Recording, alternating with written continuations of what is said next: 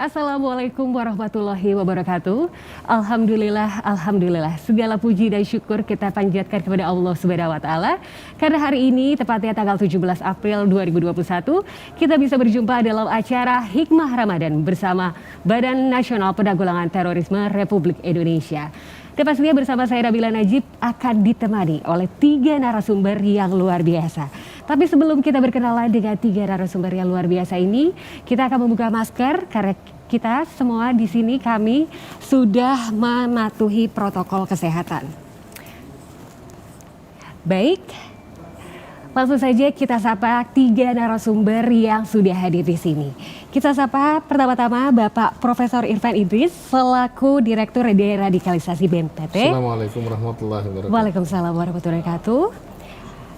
Selamat datang Bapak Usman Abdali Watik MSI selaku Founder Komunigia dan Peneliti Komunikasi. Selamat datang Bapak. Selamat datang. Assalamualaikum warahmatullahi wabarakatuh. Waalaikumsalam warahmatullahi wabarakatuh. Selanjutnya yang terakhir adalah Bapak Kiai Dr. Ridwan Muhammad Yusuf selaku Ketua Umum Babin Rohis Nasional. Selamat datang.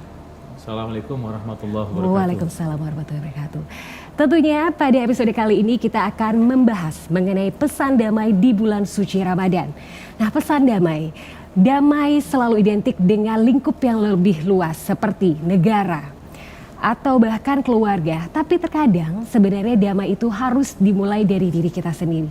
Seperti apa cara kita menumbuhkan rasa damai? Langsung saja kita tanya kepada Bapak Kiai Ridwan mengenai bagaimana menumbuhkan rasa damai dalam diri kita sendiri. Assalamualaikum warahmatullahi wabarakatuh. Waalaikumsalam warahmatullahi wabarakatuh. Alhamdulillah, sebuah kesempatan yang menarik berdiskusi di bulan Ramadan. Kita sama juga disebut dengan menyambung rasa. Rasa nikmat, rasa kebahagiaan dalam hati kita ungkapkan kepada siapapun yang kita temui. Hadirin pemirsa yang budiman, pada kesempatan ini saya mau sampaikan bahwa orang yang beriman itu wajahnya enak dipandang. Orang beriman itu wajahnya enak dipandang. Jadi kalau ini sebuah pernyataan yang perlu dikaji lebih mendalam agar kita bisa buktikan. Orang beriman itu wajahnya enak dipandang, bahkan sampai dia mati wajahnya enak dipandang. Karena iman itu dari hatinya itu sebuah keberterimaan yang luar biasa kepada keadaan, sebuah pengertian yang luar biasa terhadap kehidupan. Iman itu membuat hati manusia itu luka-lukanya menjadi sembuh, sakit hatinya menjadi sembuh, kemudian terpancar di wajahnya gelora cinta, gelora kebahagiaan. Jadi kalau saya sering menyarankan kepada banyak orang, banyak-banyak bercermin. Ya, banyak-banyak bercermin. Kalau kita di rumah taruh cermin di beberapa pojok gitu, nah, apakah wajah kita sudah memancarkan cahaya kebahagiaan atau tidak? Kalau seandainya tidak, itu pertanda ada yang salah dengan keyakinan kita. Ada yang salah dengan cara kita memahami agama yang kita peluk. Ada yang salah tentang cara berpikir kita tentang bagaimana menjalani kehidupan. Pada kesempatan ini saya mau nyampaikan yang selalu kita dengar, sebuah lagu yang dinyanyikan, lagu qasidah sebetulnya, lagu nasyid kali ya. Itu Ad-Din As-Salam. Saya boleh nyanyikan lagu itu ya. Baik, kita akan mendengarkan bersama-sama nih Sobat Damai. Kiai Ridwan akan menyanyikan lagu yang begitu mendamaikan hati. Dipersilakan kepada Bapak Kiai Ridwan.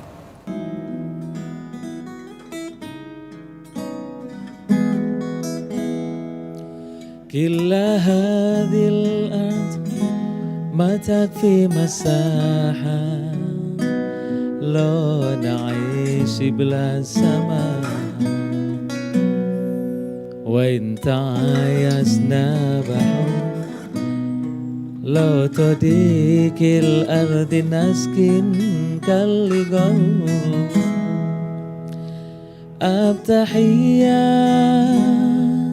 والسلام أنشر أحلى الكلام زين الدين يا احترام.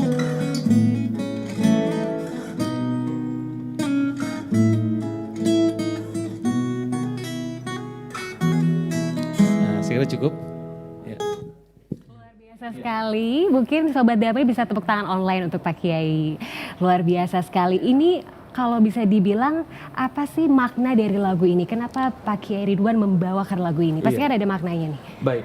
Yang lebih mendalam. Lagu ini banyak sekali yang orang senang, apalagi waktu pertama kali ngehit ya. Tetapi jarang sekali orang yang paham tentang isi daripada lagu ini. Lagu ini menggambarkan tentang kebahagiaan hati, tentang ketulusan. Ya, bagaimana kita menjadi manusia yang sangat ridho, manusia yang tulus, manusia yang dapat menerima banyak keadaan. Yang dimaksud dengan manusia ikhlas itu. Lagu ini menggambarkan sifat asli Rasulullah yang selalu menyampaikan hal-hal yang positif, yang menyenangkan, kemudian selalu menyebarkan senyuman.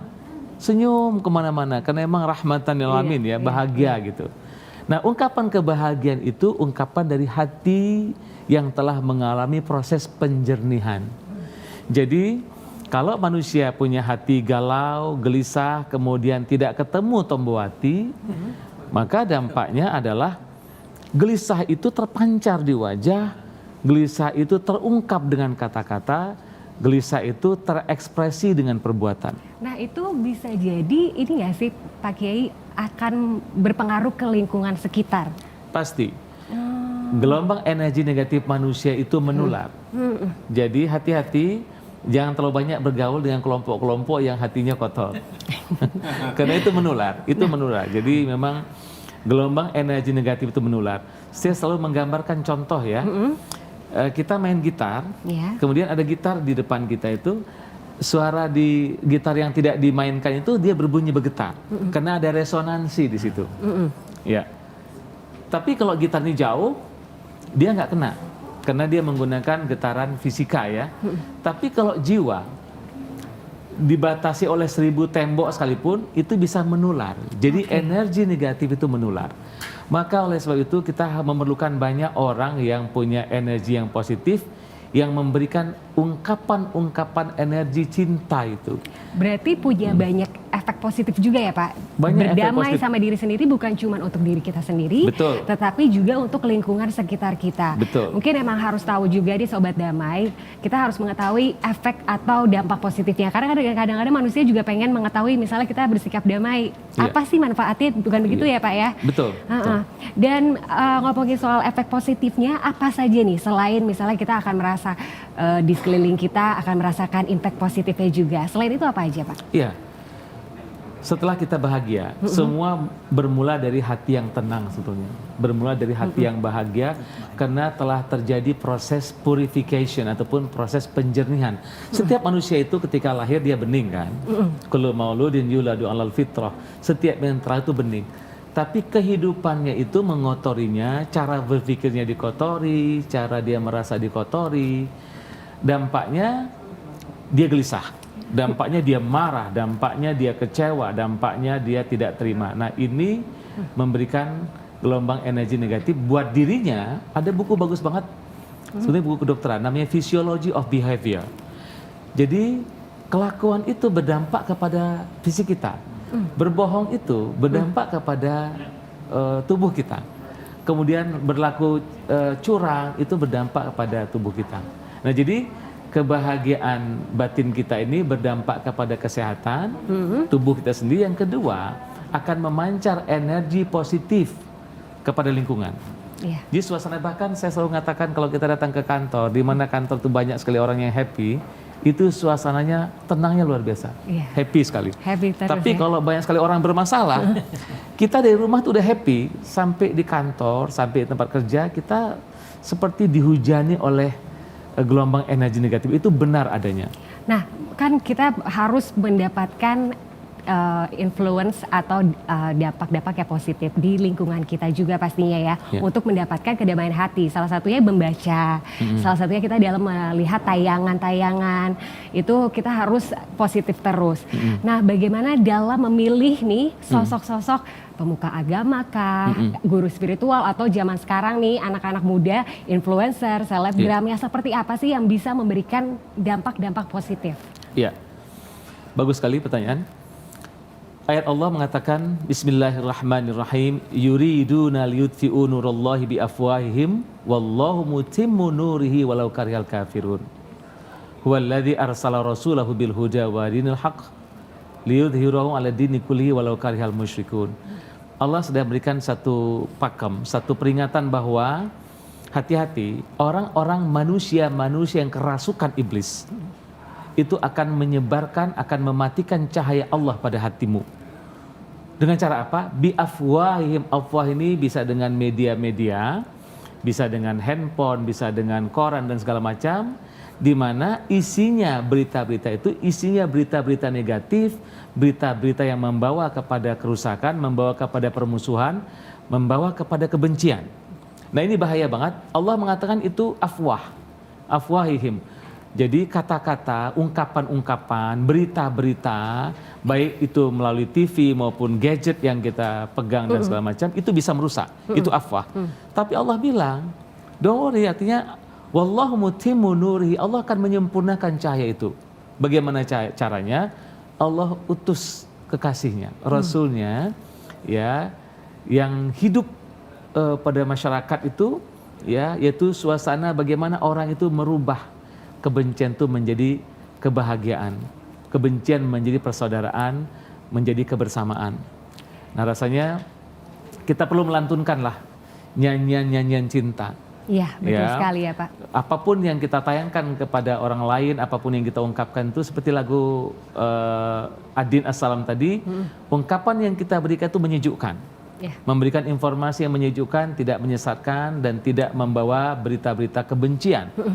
Kalaupun ada hal-hal yang negatif, bagaimana kita merubahnya menjadi berita yang membahagiakan. Ya, itulah perlunya kita mensenandungkan cinta itu. Iya. Gitu. Sekarang kita langsung tanya nih ke ahli komunikasi, yaitu Bapak Usman nih. Kan tadi kita sudah ngomongin soal panutan, role model. Sekarang role model itu macam-macam ya, bisa dari selebgram, pemuka agama, guru spiritual, bahkan influencer tuh udah jadi role modelnya anak muda zaman sekarang. Nah, ini bagaimana nih biar supaya kita tetap positif terus nih menanggapi itu. Dan bagaimana juga kita bisa tetap bisa berkomunikasi secara efektif, strategi komunikasi apa yang bisa diambil. Khususnya untuk pesan-pesan damai tadi. Iya, jangan sampai kita akhirnya melenceng ke hal-hal yang bersifat radikal. Baik, terima kasih Mbak Nabil. Tadi Pak Kiai sudah ngademin kita ya. Iya, betul. Karena hati itu juru bicaranya wajah, Pak Kiai. Wajah. Apa yang ada di hati tampak di wajah. Saya senang mendengar dari Pak Kiai bahwa pesan itu sebenarnya harus diviralkan ya, diviralkan. Kalau bicara komunikasi Mbak Nabil, itu bicara paling basic banget ya. Ada source ya, sumbernya siapa sih? Kan itu penting. Role model tadi kan. Betul. Lalu message-nya apa? Kemudian channelnya lewat apa? Kemudian efeknya nanti apa yang kita harapkan? Kan itu tadi Mbak Nabil nanya kan ya. Jadi message itu nggak berdiri sendiri. Kompleks, bukan kompleks, lengkap harusnya integral. Soal role model misalnya, itu kan source ya. Saya mau ngomongin gini. Kalau pesan-pesan yang tadi disampaikan oleh Pak Kiai bisa viral, kan selama ini kan musim viral ya. Belum tentu yang benar itu viral atau yang viral itu benar. Betul. Tetapi yang benar tidak harus viral kan gitu. Tapi karena ini ekspresi visi dan misinya BNPT, maka memang harus diviralkan nilai-nilai baik itu. Misalnya begini, kalau pesan damai itu mau menjadi sebuah mainstream di tengah-tengah masyarakat, maka source-nya ini yang harus digarap terlebih dahulu. Apa maksud saya? Teladan. Misalnya pesan damai ya. Tapi kalau misalnya kehidupan sebagai negara, sebagai warga negara kita dipertontonkan sesuatu yang tidak damai, maka itu akan meresap di semua warga. Ya. Misalnya gini, ayo kita rukun nih, tapi ada beberapa lembaga atau katakanlah elit berantem ya. Katakanlah sekarang ada kasus vaksin Nusantara misalnya ya, misalnya saja. Ada yang pro, ada yang kontra. Itu kan dipertontonkan di depan publik. Dan anak-anak muda akan lihat, katanya damai. Di mana contohnya?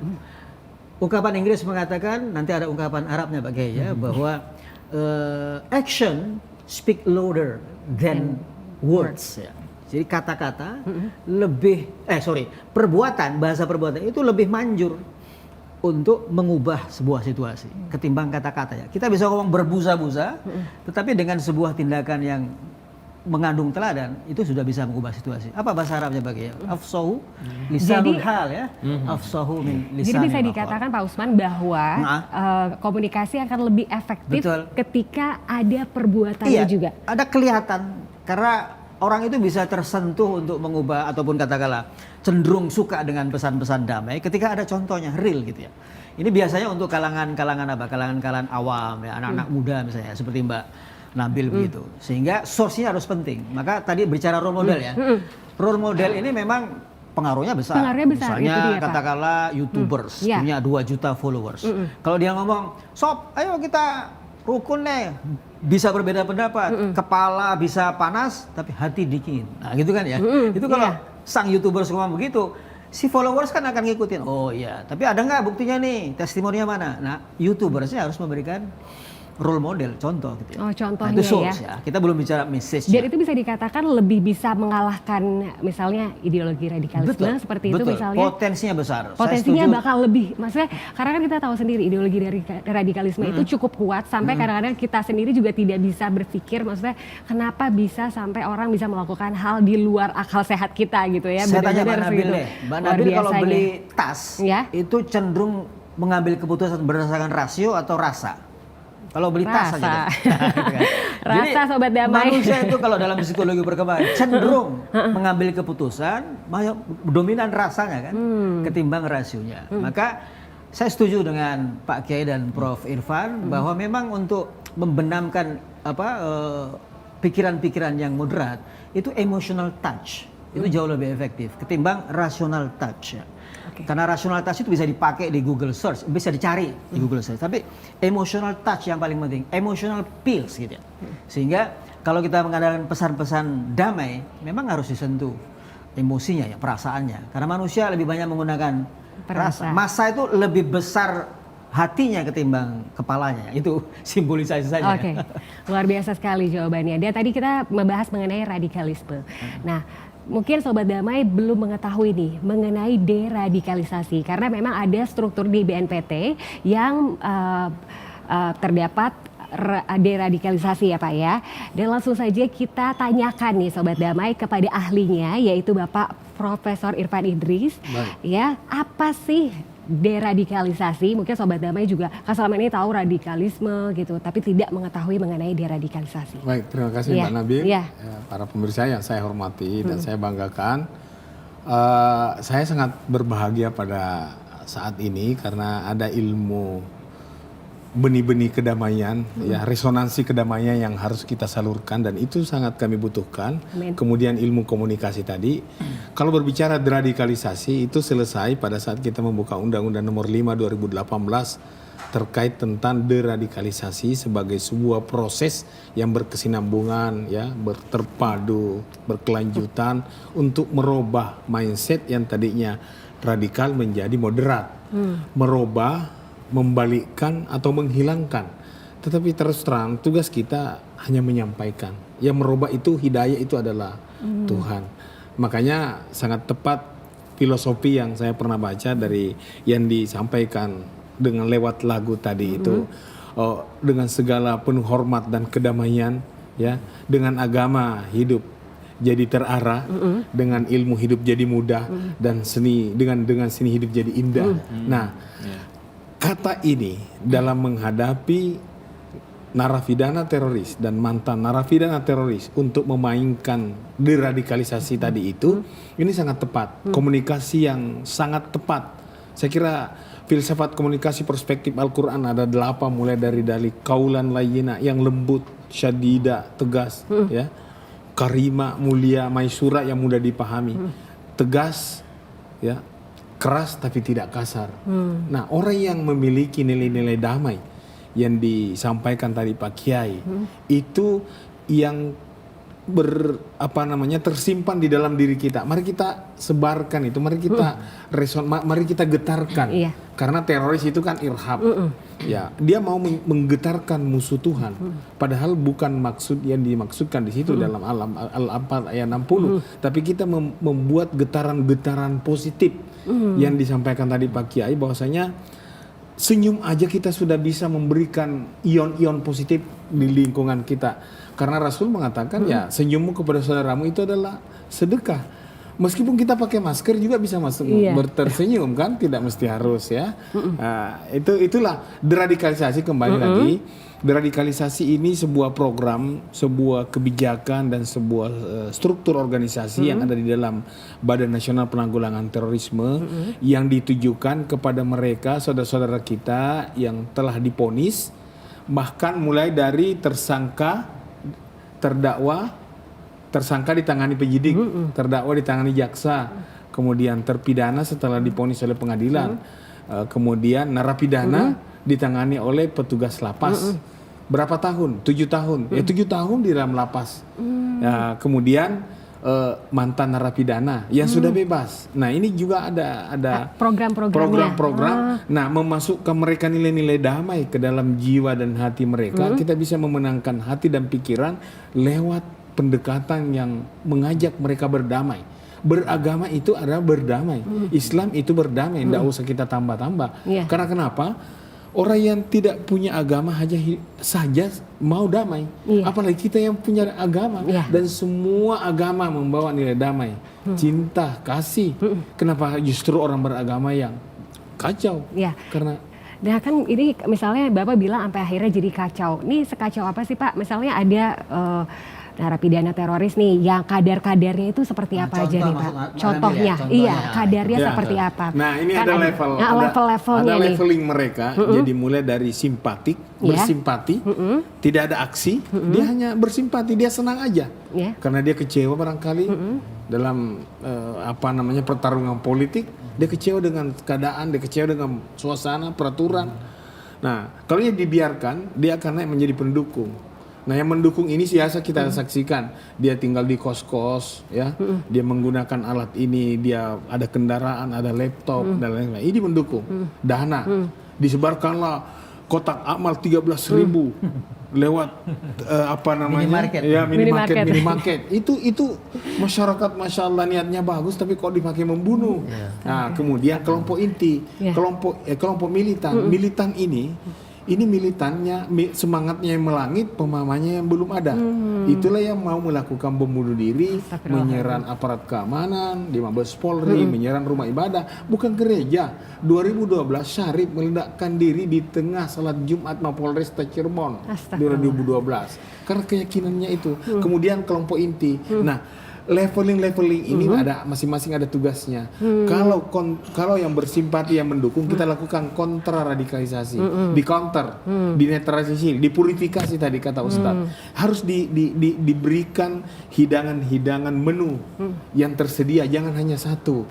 Nah kemudian yang inti dan militan ini harus dideradikalisasi, dikuras. Jadi tadi diprotek, yang ini sudah terlanjur dibersihkan. Jadi di dalam lapas, di luar lapas, kita ajak seluruh komponen bangsa, seluruh lapisan masyarakat untuk menjadi mata dan telinga negara, bukan diintai, bukan diawasi, tetapi kita jadikan sahabat. Kita ajak dia mengaji, kita ajak dia salawatan, kita berkomunikasi, kita ajak bernyanyi, bagaimana memaknai sebuah pesan-pesan lagu yang sangat-sangat indah. Karena Tuhan juga Innallaha jamil wa yuhibbul jamal. Kita semua suka yang indah-indah, apalagi kalau bernama Indah. Iya, apalagi yang bernama Indah ya Pak. Bukan bernama Nabila ya Pak. Oh iya. Tapi yang bikin penasaran Pak Nabi, mungkin ada satu contoh saja.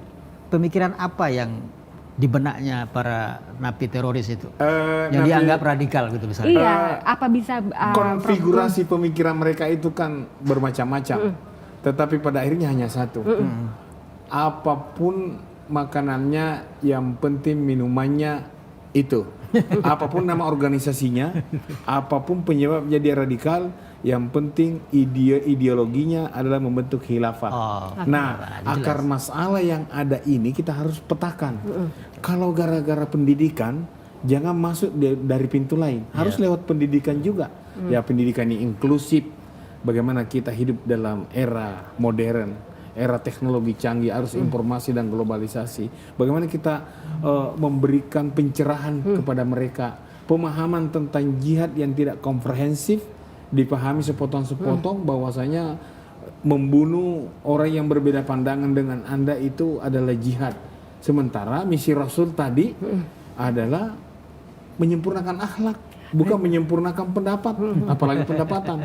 Berarti kalau bisa dibilang setiap narapidana teroris punya program-program masing-masing ya, disesuaikan. Makanya dalam lapas, luar lapas ada program identifikasi. Di sini kita tahu dari mana dia terpapar, siapa gurunya, radikal apa dia, karena ada 3 macam radikal. Ada teori kami, teori kopi susu radikal. Ada kopi, ada susu, ada gula. Ada radikal tindakan. Ini hanya mau merusak, vandalisme. Merusak di rumah ibadah, mencipta konara, menunggu demonstrasi. Kemudian radikal keyakinan. Radikal keyakinan ini ujungnya hanya mengkafir-kafirkan. Padahal dalam agama tidak ada istilah kafir-kafir. Kita semua sudah beragama, ya. Kita di Indonesia 6 agama diakui. Persoalan kafir secara teologi sudah selesai, tapi persoalan sosiologis kita tidak bisa mengkafirkan saudara kita. Betul. Tidak ada acara yang menyatakan pembaca doa, baik saya akan baca doa dengan cara Islam yang kafir ikut. Enggak ada. Yang lain ikut atau saudara kita ikut. Karena tidak ada orang kafir, terlalu sakit. Ya karena ada damai tadi itu. Kita sama-sama menciptakan kedamaian. Nah, itulah diidentifikasi, baru direhabilitasi, baru direedukasi, baru reintegrasi. Kalau rehabilitasi ibarat garis nih, Mbak Nabila. Nah, kalau dia -5 direhabilitasi agar dia ke nol. Setelah dia 0 kita isi dia, reedukasi. Dia tidak paham Pancasila. Dia tidak paham 4 konsensus berbangsa. Dia syirik-syirikkan Pancasila. Hanya ayat yang dia paham, wa man lam yahkum bima anzalallah fa ulaika humul kafirun, fasikun, zalimun. Dia tidak lihat bahwasanya Islam itu rahmatan lil alamin, bukan untuk orang Islam, bukan untuk orang Indonesia, tapi seluruh makhluk, ya. Nah, baru kita reintegrasi. Reintegrasi ini ada juga rumusnya, KTPK namanya. Jadi kita menanamkan kebermaknaan, trust, penerimaan dan keteladanan. Bagaimana mereka lahir hidup di masyarakat memberikan keteladanan. Berarti pada saat itulah mereka akhirnya menjadi ex-napiter atau ex-narapidana teroris ya. Ketika akhirnya masuk ke fase 5 tadi yang itu. Jadi -5, 0, terus 5 ya Pak? Dan direintegrasi, dikembalikan ke masyarakat. Nah ini yang was-was juga nih, harap-harap cemas. Kadang-kadang kan maksudnya bisa nggak sih Pak membaca nih, apakah ini teroris ini benar-benar sudah lepas dari paham radikalisme atau misalnya memang mereka memang sudah dari hatinya masih tetap gitu keras kukuh gitu teguh sekali dengan radikalisme. Ada alat ukur yang kita sudah bentuk dengan menanamkan kepada setiap binaan ya.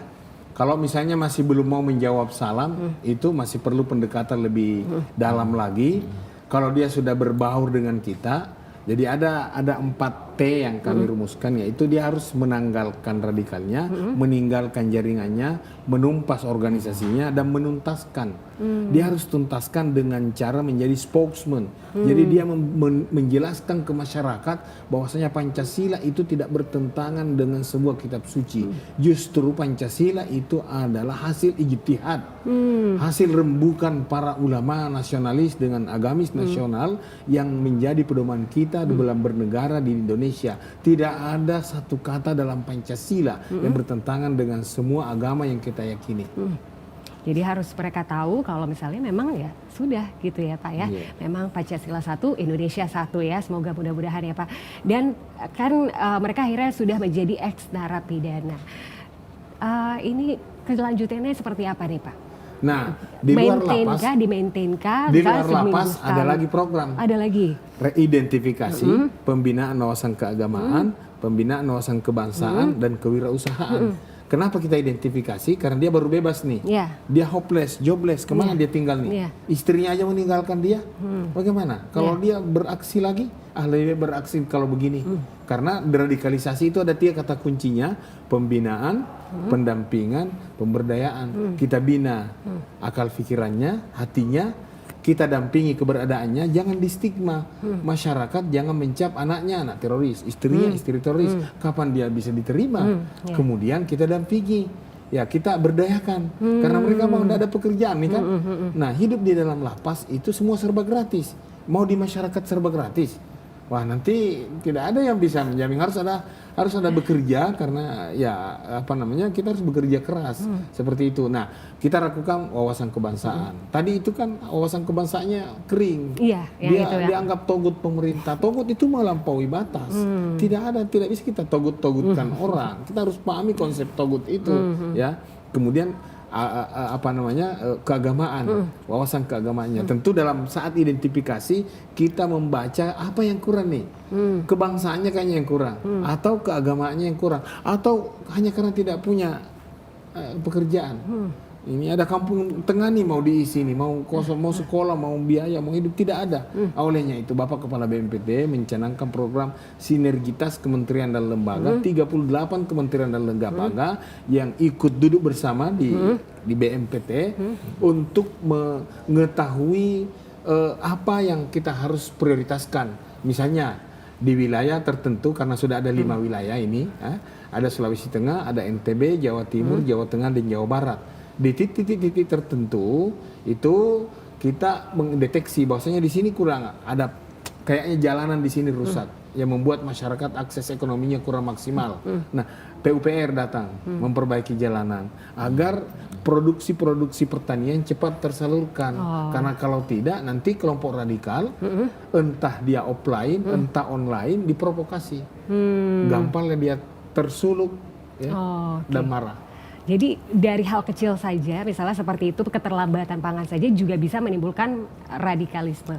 Nah, baik, saya tanya ke Pak Usman. Berarti saya lagi. Boleh. Bapak saya Nanti kita tanyakan dengar lagi. langsung. Saya mau dengar Gantian lagunya ya, Pak Pak, Kiai ya. soalnya. Nah, tadi kan kita bicara mengenai kelompok-kelompok radikalisme yang akhirnya misalnya ex-napiter sudah di deradikalisasi, akhirnya sudah bisa turun di masyarakat. Bagaimana masyarakat awam? Nah, bagaimana nih masyarakat awam Baik. agar tidak terpengaruh Betul. nih sama ideologi-ideologi Betul. tersebut? Karena mereka segitu hebatnya bisa mempengaruhi. Ini mungkin Sobat Damai juga mungkin mempertanyakan apa sih yang membuat mereka sedemikian mudah terpengaruhi? Entah faktor ekonomi kah, atau pendidikan kah, atau malah banyak sebenarnya yang punya pendidikan tinggi Rasa kecewa. rasa kecewa kah gitu. Kadang-kadang malah bukan dari pendidikan. Sebenarnya apa benang merah dari orang-orang yang gampang terpapar ideologi radikalisme? Baik. Jadi kalau bicara pikiran Mbak Nabil ya, Iya. itu kan bicara isi kepala ya. Iya. Dan isi kepala itu faktornya banyak banget. Jadi namanya kompleks sektoral ya, kompleksitas sektoral gitu ya, Iya. banyak. Jadi tidak hanya satu faktor. Kenapa dia jadi teroris? Boleh jadi tadi Pak Prof Ifran sudah bilang, ekonomi misalnya, Iya. kecewa atau barisan sakit hati misalnya, Iya. nggak puas dengan keadaan, bisa saja. Bisa saja ideologinya memang keras gitu ya, Iya. atau kasar ya. Iya, betul. Saya ingin mengatakan bahwa memang isi pikiran itu it's about perception ya, persepsi. Ini ngomong-ngomong kita ngomong begini nih. Ini ditonton oleh simpatisan mereka misalnya, bilang kita dianggap sesat juga ini misalnya. Jangan-jangan begitu kan? Salah lu pikirannya. Kenapa? Karena satu fakta bisa dipahami berlainan oleh orang yang berbeda. Iya, betul, nggak? Pak, betul. Mbak Nabil lihat bunga ini dari arah sana, saya dari arah sini. Bisa berbeda perception. Iya. Maka ada yang dikenal dalam ilmu komunikasi itu single meaning, individual meaning. Yang kata-kata itu hanya dipahami oleh kelompok mereka. Tadi ada istilah apa, Prof? Misalnya khilafah misalnya, takjil, Jihad. amalia, jihad, bidadari. Itu mereka pahami. Tapi sebagian orang nggak paham. Tapi bagaimana kita membentuk sebanyak mungkin share meaning, makna yang dipahami bersama. Damai misalnya. Sudah sama belum kita nih makna damai itu? Misalnya apa, jangan didegradasi menjadi ditilang misalnya, Pak damai aja Pak. Apa itu istilah damai? Bukan kan? Atau jangan sampai istilah damai kita potong kompas ke petugas tadi, Pak damai aja Pak. Padahal kan harus hukum ditegakkan. Apakah damai itu yang harus kita bagi ke masyarakat? Kan bukan. Jadi dicari betul share meaningnya, makna yang dipahami bersama. Karena individual meaning masing-masing punya. Mbak Nabil paham nggak apa bedanya? Maaf ya, asisten rumah tangga, pembantu, babu, jongos. Beda-beda nggak rasa katanya tuh? Beda. Ini individual meaning. Bagaimana kita sekarang share meaningnya apa? Jangan sebut babu sekarang, asisten rumah tangga. Keren kan? Keren. Ya. Jadi punya muruah maruah ya. Betul. Tidak Saya aja diundang. langsung menanggapi langsung asisten rumah tangga karena saking ternyata benar-benar satu makna gitu. Betul, Jadinya nah itu bisa, share meaning namanya. Pesan damai juga gitu. Bagaimana bisa dipahami kaum milenial, bapak-bapaknya, orang dewasa bahwa damai itu ternyata bisa berbeda, berani berbeda. Oh gitu ya. Kalau Anda setuju, kayak tidak setuju, nggak perlu musuhan. Ya. Imam Syafi'i, Imam Hambali, Imam Hanafi itu berbeda pendapat, tapi rukun, Prof ya. Ya Pak Kiai ya, rukun mereka. Bahkan guru sama murid sama-sama berbeda pendapat, tapi nggak bermusuhan.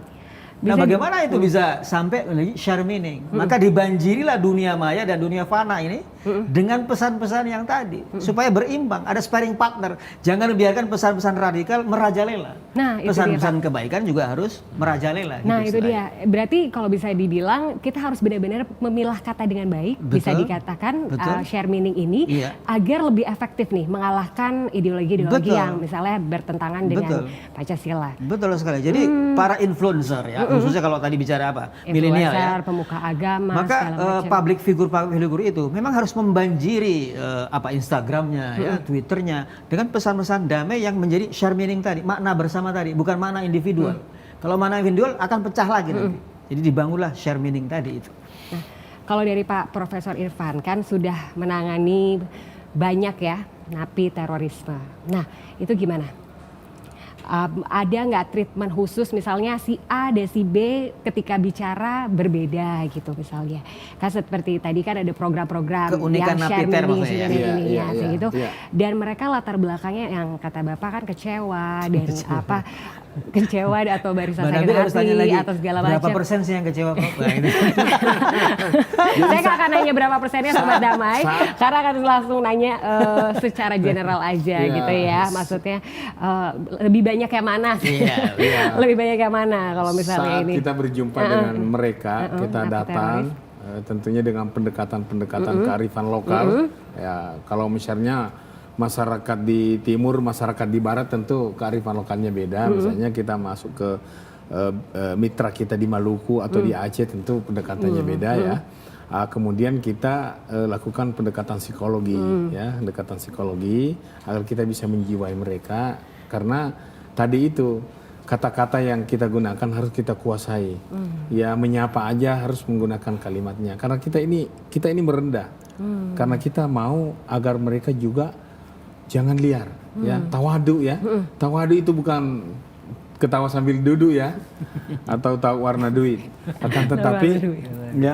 Akan tetapi bagaimana kita memilih kalimat yang disebut tadi share meaning ini harus kita jadikan narasi alternatif. Jangan narasi kebencian, jangan narasi provokatif yang selalu menguasai pikiran generasi kita akhirnya dianggap biasa ya. Berteriak Allahu Akbar, tapi itu bagus. Tetapi share meaning-nya kan jadinya merusak. Jadi nafsu yang lebih besar, bukan Tuhan yang besar. Oke, luar biasa sekali. Tadi kan share meaning. Nah, sekarang kita kan di bulan suci Ramadan nih. Kita juga harus mengkaji Al-Quran. Nah, kita langsung tanya nih sama Bapak Kiai Ridwan mengenai ayat nih yang berkaitan dengan pesan damai kepada sesama manusia. Iya. Yang pertama, Mbak Nabil, saya menangkap pesan yang sangat bagus dari dua narasumber ini, Prof. Irfan dan Ustaz Usman, bahwa yang pertama kita memperbanyak role model, orang-orang yang kita jadikan role model untuk menjadi pewarna atau influencer di masyarakat, yang saat ini saya lihat sangat amat minim. Bahkan kadang-kadang ada YouTuber yang dengan followers banyak sekali, justru kadang-kadang kehedon. Nyeleneh gitu. Nah mesti kita titipkan kepada mereka peran-peran kemanusiaan bahwa yuk sedikit aja kalimat-kalimat yang mengajak kepada kebaikan, tersenyum, kemudian menyapa, menguongke, jadi mengorangkan orang gitu. Saya setuju Prof. Irfan tadi itu perlu diuongke lah maksudnya gitu orang itu. Manusia itu sama aja punya rasa, punya hati, punya kepentingan. Jadi bulan Ramadan saya sampaikan sedikit agak sedikit kadang-kadang suka berbeda dengan apa yang dikatakan umum. Saya lebih cenderung orang baca Al-Quran sedikit, kemudian menemukan rahasia makna yang banyak. Ini enggak, Ramadan ini kan tempat penempaan, pelatihan agar orang mempunyai hati yang mengalami purifying, hati yang ada penjernihan. Jadi 1 bulan itu ada proses penjernihan. Dengan membaca Al-Quran, tapi salahnya cuma dibaca ayatnya, huruf hijaiyahnya, lupa meminta kepada Allah rahasia makna. Padahal the secret of meaning Al-Quran itu yang memberikan energi, kebahagiaan. Betul. Cobalah sedikit Pak, Bu, para pemirsa yang budiman, yang sangat saya sayangi, kita minta kepada yang punya rahasia makna tentang apa sih rahasia ayat-ayat Allah itu yang isinya itu sangat nikmat. Ud'u ila sabili rabbika bil hikmah wal mau'idhah hasanah. Serulah ke jalan Tuhanmu dengan hikmah, dengan percontohan yang terbaik, dengan role model. Tapi tidak dipetunjukkan itu. Banyak sekali ayat-ayat Allah yang kalau kita bacakan itu sebetulnya pesannya bagaimana kita membawa pesan damai itu. Dalam hidup kita ini damai dengan diri kita karena kita mengerti rahasia diri kita. Kemudian damai dengan lingkungan, kita menjadi duta untuk damai ini gitu. Oke, luar biasa sekali Bapak. Semoga ini bisa menjadi tonggak kedamaian Indonesia juga ya. Dan terakhir nih, harapan agar Indonesia selalu damai, dipersilakan terlebih dahulu kepada Bapak Profesor Irfan untuk harapannya agar Indonesia damai. Singkat saja ya Pak ya. Setiap agama tentu membawa nilai-nilai damai. Olehnya itu kedamaian itu harus memenuhi rongga-rongga dan relung-relung pemikiran generasi muda kita dengan kita meracik bahasa keagamaan itu sesuai dengan kebutuhan kids zaman now. Iya. Jangan terlalu melangit bahasa itu. Saya kira agar kita selalu damai dan berbeda itu bukan pertentangan. Kita kuat karena kita berbeda. Kita berpegang pada prinsip Bhinneka Tunggal Ika. Kita tetap satu di tengah perbedaan dan tetap memelihara perbedaan di tengah persatuan. Demikian. Amin. Semoga harapannya benar-benar Indonesia makin bersatu, Bhinneka Tunggal Ika-nya makin digalakkan lagi ya, sehingga terciptalah damai Indonesia. Selanjutnya silakan Bapak Usman, terakhir kata-kata harapan-harapan ya, kata harapan ya, harapan-harapan untuk Indonesia agar selalu damai. Saya mendapat inspirasi dari Pak Kiai dan Prof Irfan. Ini nih, benci itu boleh nggak sih sama seseorang? Boleh, manusiawi kan ya. Benci boleh, sebel juga boleh, kecewa juga boleh. Tapi pertanyaan kuatnya adalah sampai kapan membenci? Benar-benar cinta. Betul, benar-benar cinta ya. Sampai kapan kecewa? Sampai kapan ngedumel terus? Sampai kapan sakit hati? Kan gitu ya. Artinya gini, sudahlah ya bahwa hidup ini terlalu singkat untuk dipakai membenci, mencari musuh ya, atau dipakai apa? Dipakai untuk sebel, dipakai untuk apa istilahnya ngedumel, sumpah serapah ya. Itu hanya merusak kehidupan mental kita dan kehidupan masyarakat. Jadi berbahagialah, jauhi sebel, jauhi kecewa ya. Kalau mau hidup dengan damai ya. Itu pesan saya, Mbak Nabi. Amin, amin. Semoga harapan-harapannya bisa menjadi kenyataan karena ini bulan suci Ramadan ya. Insya Allah omongan, ucapan adalah doa dan insya Allah dikabulkan oleh Allah Subhanahu Wa Taala. Sobat Damai, kita tadi sudah mendengarkan pesan dan harapan dari 3 narasumber yang luar biasa yang sudah ada di sini. Terima kasih banyak. Dan pastinya pesan tadi sekaligus menandakan berakhirnya acara kita pada hari ini. Kita protokol kesehatan nih. Oke, nanti kita pakai protokol masker. kesehatan Baik. langsung. Pakai jadi tes COVID langsung. lagi nih? Nggak usah, Nggak usah. Langsung kita akan menggunakan masker setelah kita menutup acara. Baik, kalau begitu langsung saja nanti jangan lupa Sobat Damai untuk saksikan acara Hikmah Ramadan BNPTRI setiap hari Sabtu dan Minggu. Saya Nabila Daji pamit undur diri. Wabillahi taufiq wal hidayah. Wassalamualaikum warahmatullahi wabarakatuh. Waalaikumsalam warahmatullahi wabarakatuh.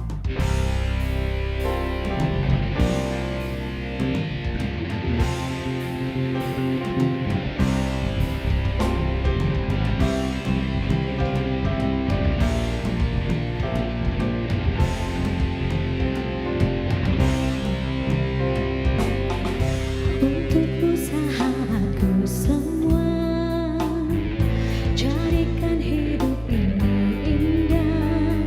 Kita butuh hal yang baik dari hati. Itulah sesuatu yang abadi. Kita semua ini sama, satu tujuan dan harapan. Hidup damai, satu hati, satu jiwa, takkan pernah bisa dipisahkan. Satukan hatimu teman, kita harus bergandengan. Jangan ada lagi perbedaan ini, Indonesia harmoni. Mari saling menghargai,